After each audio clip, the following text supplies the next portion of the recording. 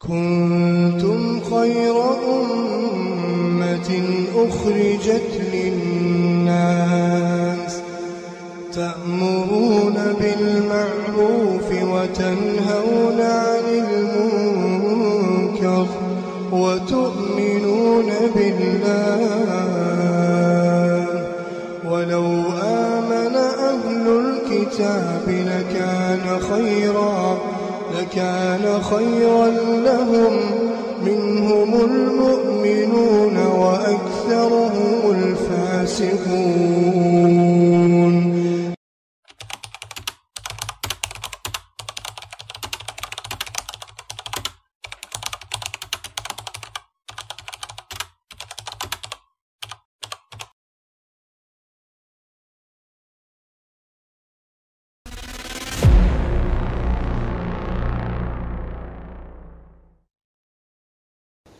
Ya, bismillahirrahmanirrahim. Assalamualaikum warahmatullahi wabarakatuh.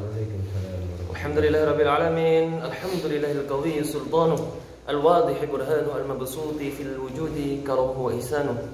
Wa asyhadu an la ilaha illallah wahdahu la syarika lah wa asyhadu anna Muhammadan 'abduhu wa rasuluhu wa habibuhu wa khaliluh. Allahumma shalli ala sayyidina Muhammadin salatan taghfiru biha dzunub wa tuslihu bil qulub wa tantaliqu bil usub wa tarinu bi asub wa ala alihi wa sahbihi wa ila mansub. Alhamdulillahirabbil alamin, sahabat-sahabat Umilifa official, sahabat-sahabat Master Arya official. Sekarang kita ingin membahas strategi gimana jadinya nanti alhamdulillahirabbil alamin masalah pesan Pak Nur dia, Kiai Nur. Jadi kemarin sudah dibahas bareng-bareng, tapi kita ini pengen ngasih tahu ke sahabat-sahabat semua. Barangkali ada masukan lagi gitu loh Bang ya. Iya, karena sudah dibuktikan sama Bang Radit kan gitu kan. Sama Mbak Siduk sudah dibuktikan. Nah, jadi ini gimana selanjutnya nanti kita tunggu informasi aja perkembangan dari Kiai Nur itu. Sebelum itu mari kita bersolat bersama-sama. Besar ya, mau dipimpin salat. Iya. Betul aja, lebih enak. Nah, tapi sebelumnya saya mau pesan sahabat, kalau misalnya sholawat itu jangan sampai di skip. Kadang sahabat itu di skip, kalau ada sholawat itu di skip. Lihat mental-mentalnya doang. Iya enggak sahabat? Iya kan? Padahal Al-Habib Ali bin Muhammad bin Husain Al-Habsyi, sahabil Maulid Simti Durur, itu dawuhnya itu adalah doa. La'allallaha yanfa'u bihil mutakallim wa sami'. Semoga Allah memberikan manfaat, barokah untuk yang membaca sholat dan mendengarkannya. Ya walaupun suaranya pas-pasannya kan kita ya Bang ya. Ya, kita sholawat apa yang sudah dijazakan oleh Gus, sholawat tabibiyah. Biasanya Gus pakai sholawat ini untuk ruqyah, sahabat-sahabat untuk ruqyah, untuk pengobatan. Saya belum hafal kali, dalam hati aja kan apa-apa. Bismillahirrahmanirrahim.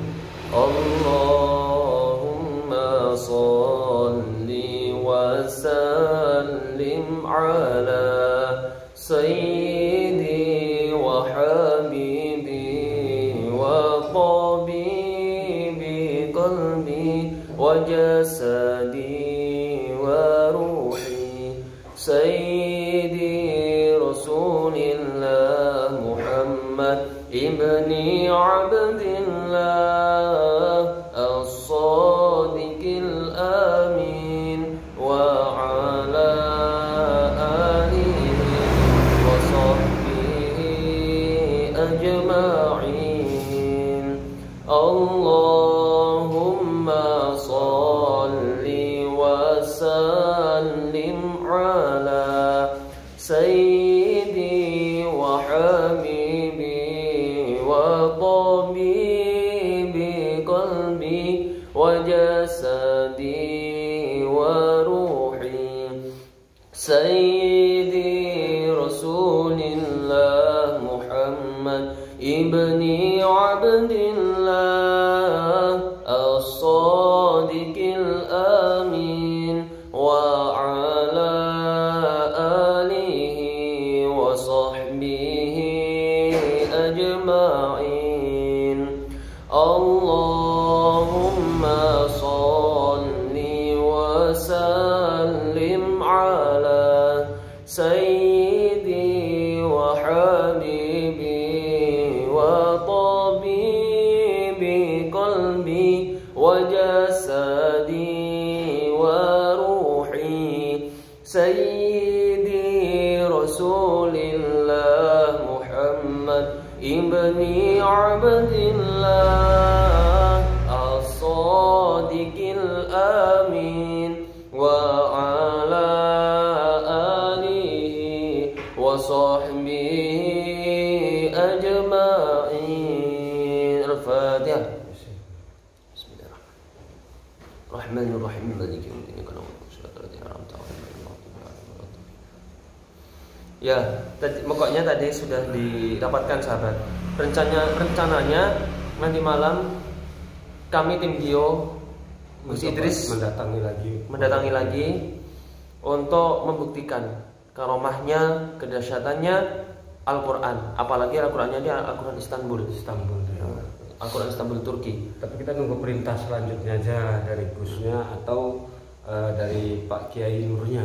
Karena apa yang terjadi nanti kan pasti mereka mengabari kita. Saya juga sudah izin Master sama ke Gusnya untuk datang ke sana sama Master Ferry untuk ngelihat. Soalnya Bang Radit itu dapat isyarah dari mimpi sahabat bahwasanya di pondoknya Kiai Nur ini banyak banget buhul goib, buhul tapi goib. Aslinya wujud tapi digoibkan. Allah kok bisa kayak gitu, itu gak tahu. Itu berarti kan emang ilmunya udah tinggi. Ilmunya udah tinggi kalau kayak memang semalam itu waktu kita di lokasi kan kita lihat itu pondoknya itu ya biasa-biasa aja. Sebenarnya auranya itu bagus, cuman kok lama-lama kok makin terasa energi negatifnya itu gitu. Makanya sahabat kalau misalnya kayak ngerasa ada gangguan di rumahnya, itu kalau misalnya belum bisa datangkan ustadz atau ngundang kiai, itu sahabat bisa ngeruqyah rumahnya sendiri. Gimana caranya? Pertama, sahabat tanda-tandanya orang yang kena sihir itu dia kebalik. Dia suka bangun malam, tidur siang, tapi bangun malamnya bukan untuk wiritan, untuk tahajud, bukan. Dia gelisah, bangun malamnya gelisah, nggak tenang, kepanasan, atau ketika malam sering dengar suara ada tangisan, atau sering bermimpi ketemu ular, ketemu anjing. Itu tanda-tanda sahabat itu terkena sihir. Itu berarti aura negatifnya lebih besar ya. Nah, jadi kita harus bisa menanggapi energi-energi yang nggak bagus itu sebenarnya. Atau ketika malam sering dengar suara dentuman, jedar. Nah, itu tanda rumah sahabat, naudzubillah, atau sahabat sendiri itu kena sihir, kena santet. Ya, positif kena santet. Kalau sudah punya tanda-tanda seperti itu, atau misalnya sebelum maghrib itu suka kesurupan, atau suka tiba-tiba yang pertamanya nggak sakit atau sakitnya cuma sedikit, sebelum maghrib menuju maghrib itu sakitnya luar biasa, atau tiba-tiba sakit sebelumnya nggak sakit, atau bahkan kesurupan sebelum maghrib, itu tanda-tandanya dia kena sihir. Yang jelas begitu kita masuk di salah satu rumah ataupun wilayah yang memang aura negatifnya itu lebih kuat daripada energi positifnya, itu nanti terutama kita akan merasakan seperti gerah, gerah itu kayak panas gitu. Suhu. Ada energi yang mencoba belaga sama energi kita gitu. Itu terasa banget itu. Makanya seharusnya kita bisa lebih peka ke situ, biar kita bisa cepat ambil antisipasinya gitu. Nah, itu sahabat. Caranya gimana ya tadi ya, kembali ke tadi. Gimana cara meruqyah rumah sendiri? Pertama, sahabat sowan, ziarah ke yang babat alas di situ. Nah, atau wali-wali yang terdekat di situ. Kenapa? Yang pertama, kalau kita ziarah, itu daunnya Aba Gurus Kumpul, Kiai Zaini bin Abdul Ghani. Dari pertama kita berangkat melangkah keluar rumah, itu Allah sudah ngirim 70.000 malaikat untuk mengiringi dia, mendoakan dia, beristighfar untuk dia, dan menurunkan rahmat sebanyak-banyaknya. Yang kedua, ketika kita berdoa di ziarah, di makom ziarah, itu yang mengamini langsung yang kita ziarahi. Kita misalnya ziarah ke Al-Mukarram Al-Habib Soleh Tanggul misalnya, maka ketika kita berdoa di situ, kita tawasul untuk beliau, insya Allah yang mengamini beliau langsung itu daunnya Abah Yai Robi. Seperti kita kemarin itu sempat ziarah ke makom Kiai Sepanjang, makomnya Syekh Subakir, sama makomnya Mbah Semar. ketika kita di sana, kita tawasul ke beliau semua, kita baca maulid, kita berdoa, beliau langsung dawuh, ayo monggo doa bareng-bareng, doa masing-masing, insya Allah yang mengamini langsung beliau. Maksudnya beliau siapa? Beliau itu yang kita ziarahi. Yang kedua, kita ketika ziarah baca apa? Itu tergantung masing-masing sahabat. Tapi kalau Abah Yai sendiri, kalau misalnya kita ziarah Gusnya, yang kita baca itu Maulid Simtud Duror. Nah, dapat lakop Sayyidul Maulid, Maulid yang dituakan, yang diagungkan, yang menjadi pemimpin pemimpin Maulid-Maulid yang lain itu Maulid Simtud Duror. Bisa juga ditambah sama Rotib Haddad, itu juga bisa ditambah. Soalnya di situ banyak banget doa-doa yang diajarkan sama Al-Imam Al-Haddad tadi, Al-Imam Abdullah bin Al-Imam Al-Haddad, sahabat Rotib. Ya itu sahabat. Ada lebih praktis lagi. Kalau mau ada lebih praktis lagi. Biasanya nih, kalau Master Arya itu mau mager rumah ataupun bersihkan rumah, itu dengan garam kasar, dengan merica hitam, dengan air. Nah, itu bisa dengan salah satu itu. Itu digenggam, dibacakan Al-Fatihah 3 kali, Qul huwallahu 3 kali, Qul a'udzu birabbin nas 3 kali. Hembuskan ke media tadi, mau garam kasar, mau merica hitam, mau air putih, air biasa gitu kan. Hembuskan, baru sapukan keliling. Siram dari dalam keluar, keliling terus, insya Allah mudah-mudahan. Jadi tergantung kita mau yang mana, itu bisa kita kerjakan gitu. Kalau dengan syariat agama itu tadi seperti yang disarankan Ustaz Hafiz. Kalau dari kejawen ataupun dari sarana orang-orang tua kita dulu, ya, nah itu seperti itu gitu. Bagus lagi kalau digabung bang. Digabung lagi ya. Kita ziarah bawa garam grosok yang kasar yang sahabat ya. Karena apa? Goib itu sama kayak yang nyata. Ular goib juga takut sama garam grosok kayak gitu. Kita bawa garam grosok, kita bawa air, kita bawa ke ziarah, kita berdoa di sana, kita hembuskan di sana. Insya Allah yang mengamini juga langsung beliau kita ziarahi. Iya. Sampai di rumah langsung disebar. Terutama yang di pojok-pojok ya sahabat. Pojok-pojok itu terutama kasih garam kasar itu. Kalau misalnya terasa di rumah itu ada gangguannya, jangan lupa sisihkan, lemparkan ke atas seng. Nah itu biasanya kalau masyarakat seperti itu kalau pembersihan gitu, ataupun ya mau ruqyah rumah lah pembersihannya dengan sarana itu bagus juga, bisa juga. Tapi kuncinya tetap yakin, tetap minta sama Allah juga gitu. Ya banyak yang berhasil, banyak. Pokoknya itu yang penting. Soalnya santet bisa masuk itu juga karena izin dari sahibul wilayah. Kalau kita bilang itu namanya sahibul wilayah atau yang babat alas di situ.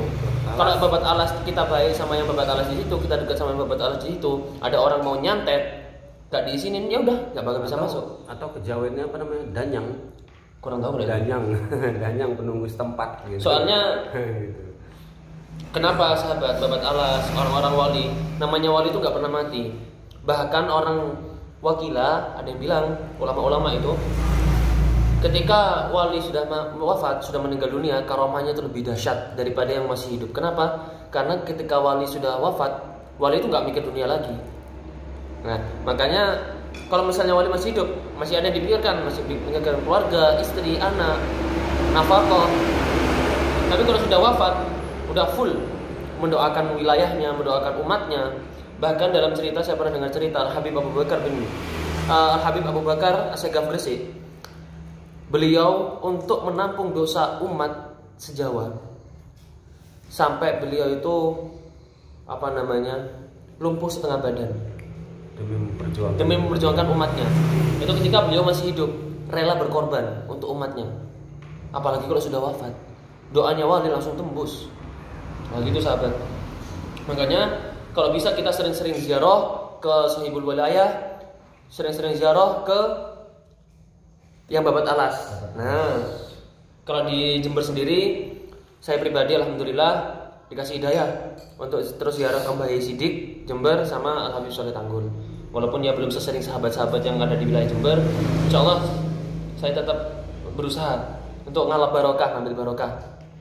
Barokah itu punya Allah, tapi perantara wasilah dari makhluk-makhluk Allah.